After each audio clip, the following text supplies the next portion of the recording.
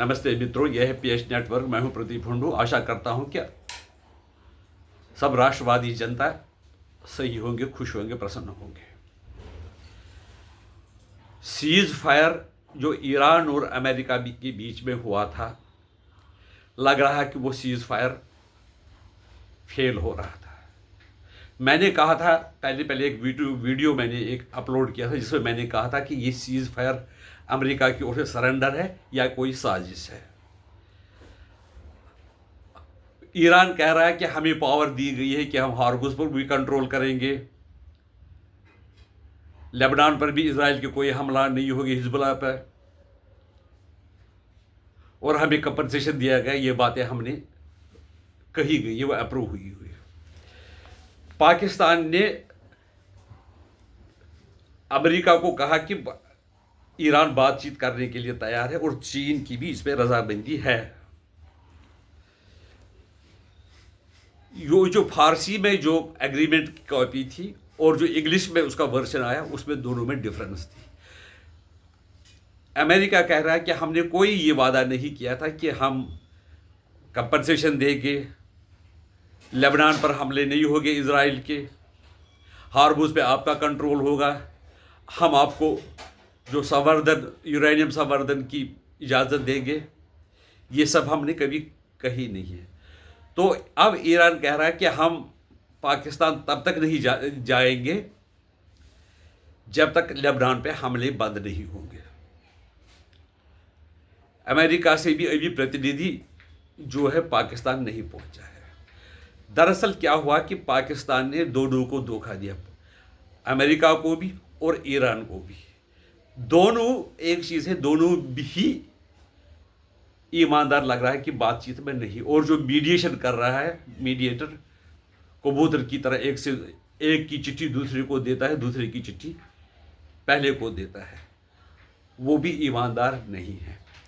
Iran चाहता है कि हम पूरे जो इस एरिया में वो हम दादा बने, मालिक बने, और अमेरिका की जो बेसिस वगैरह है, अमेरिका की फौजें हैं, वो खाड़ी के देशों से चली जाए ताकि हम उन पर दबदबा कायम कर सके।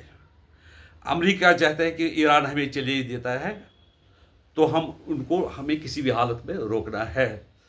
और चीन चाहता है कि उनको अभी तक तेल वगैरह जो थे, ऑयल वगैरह, ऑयल प्रोडक्ट्स वगैरह थे, वो सस्ते में मिलते थे। वो भी चाहते हैं कि ऑयल जो हमें सस्ते में मिलता है उससे उनको पैसे मिलते हैं, बहुत खूब उनकी कमाई होती है। तो ये ऐसे ही चलता रहे। चीन भी नहीं चाहता है कि जंग चले, वो भी चाहते हैं कि ईरान की बालादस्ती रहे ताकि उनकी इन्वेस्टमेंट जो चीन में की हो और करने का इरादा है वो कायम रखे, ताकि वो नॉर्थ कोरिया, पाकिस्तान की तरफ ईरान भी उनकी एक कॉलोनी बने। चीन का तो ये मकसद है कि हमें नंबर 1 बनना, अमेरिका को डाउन करना है, और जो बाकी अगर प्रतिद्वंद्वी कोई खड़ा था उसको भी रोकना है।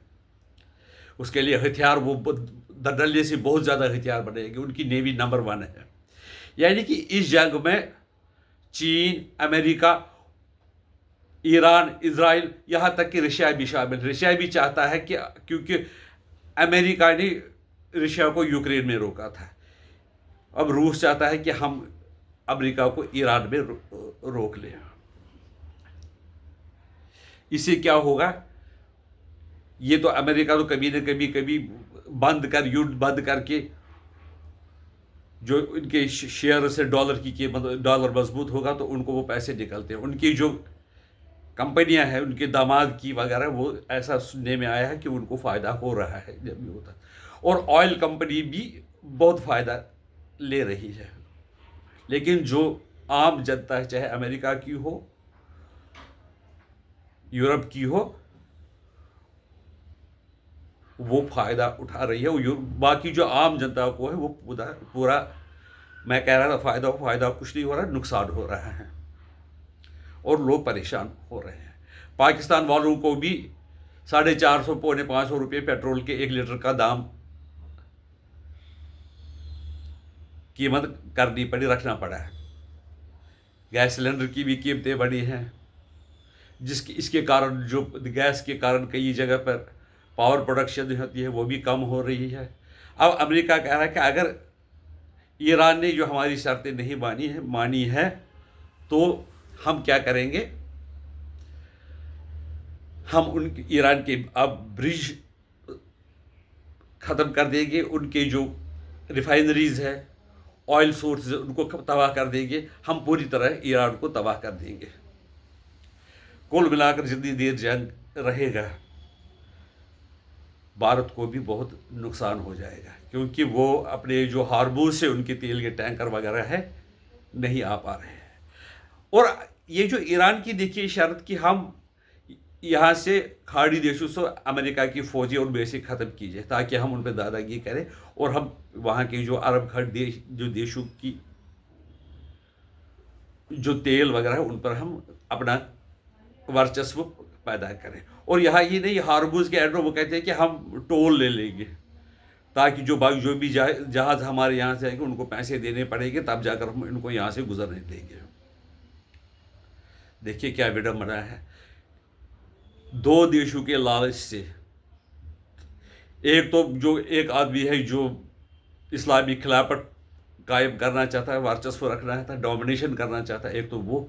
दूसरा है कि वो इकोनॉमिकली डोमिनेट होता है कि ताकि सारी दुनिया जो है उनके हिसाब से चले और डॉलर की कीमत बढ़ती जा रही है। बाकी दुनिया का जो पैसा है वो चाहते हैं किसी न किसी तरह, through share market, through bonds, through oil, through export, वो हमारे पास आएगा। और अमेरिका ये भी कह रहा है कि हम जो देश ईरान से ऑयल लेंगे हम उनको 50% टैरिफ लगा देंगे, यानी वहाँ पर भी उनके जो प्रोडक्ट है वो यूनाइटेड स्टेट्स में महंगे हो जाए।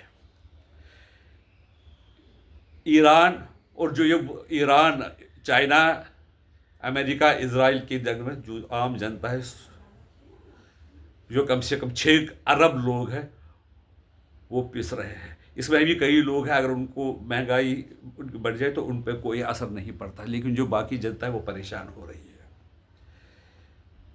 एक आशा जो जगी थी कि समझौता होगा तो दुनिया में हालत नॉर्मल होगी। देखो कल जो परसों हुई तो इसके क्रूड ऑयल के रेट्स कम हो गए थे, अब लग रहा है, मुझे लगा कि क्रूड ऑयल के रेट्स दोबारा बढ़ जाएंगे। और दुनिया की जो समस्या है, अगर क्रूड ऑयल की रेट्स बढ़ गए, ट्रांसपोर्ट बढ़ गया तो चीज़ें भी महंगी हो जाएगी, खाने पीने की चीज़ें भी महंगी हो जाएगी और दुनिया के लिए बहुत परेशानी होगी।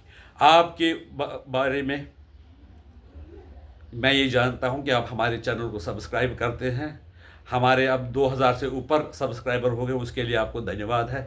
जिन्होंने अभी तक नहीं किया है वो करें। लेकिन मुझे लाइक्स वगैरह तो मिलते हैं, लाइक्स भी वैसे कम मिलते हैं, व्यूज़ तो मिलते हैं, लेकिन कमेंट किसी का नहीं आता है। मैं ये समझ नहीं पा रहा हूँ कि कमेंट कोई लोग क्यों नहीं कर रहे जो देखने वाला। अगर 1000 लोग भी देख रहे हैं तो वो भी अगर कमेंट करें तो हमारी चैनल आगे बढ़ सकता है, नहीं तो हमें परेशानी होगी। बाकी मर्जी आपकी। वंदे मातरम। भारत माता की जय। जय श्री राम।